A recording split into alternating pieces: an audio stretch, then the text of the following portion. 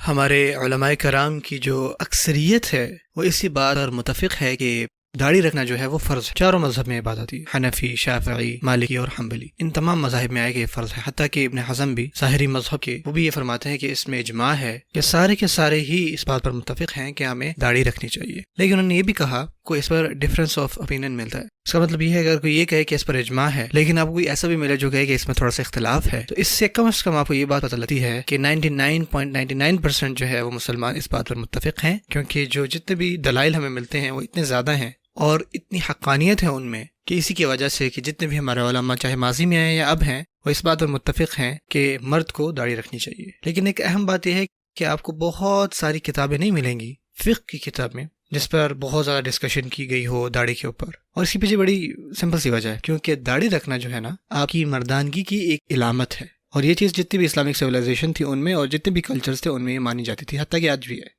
اسی وجہ سے یہ ایشو کبھی بھی نہیں بنا، لوگوں نے کبھی بھی اتنی ٹرم نہیں کی ان کی داڑھی کہ ان کی جو ہے چہرہ نظر آنے لگ گیا ہو۔ ٹرم کا معنی یہ ہے کہ بالکل ہی چھوٹی چھوٹی داڑھی ہوگی کہ آپ کی اس کی نظر آ رہی، ایسا کبھی بھی نہیں ہوا تھا۔ یہ تو آپ کی مردانگی کی ایک علامت سمجھی جاتی تھی کہ آپ کی داڑھی کتنی بڑی ہونی چاہیے کتنی چھوٹی، یہ ڈسکشن آپ کو ملتی ہے، لیکن یہ بھی آپ کو بہت زیادہ آپ اس کو پیجز نہیں ملیں گے فقہ کی کتابوں میں، کیونکہ یہ کبھی بھی کنٹروورسی کوئی ایشو نہیں سمجھا گیا۔ اور یہ ایشو جو بنا ہے یہ آپ کہہ لیں کہ 100 سال 150 سال پہلے شروع ہوا، خاص کر مغربی جب یہاں پر آئے تب سے جو ہے شیو کرنے کا جو ایشو ہے یہ نکلتا ہے اور ایک فیشن کے زمرے میں آتا ہے۔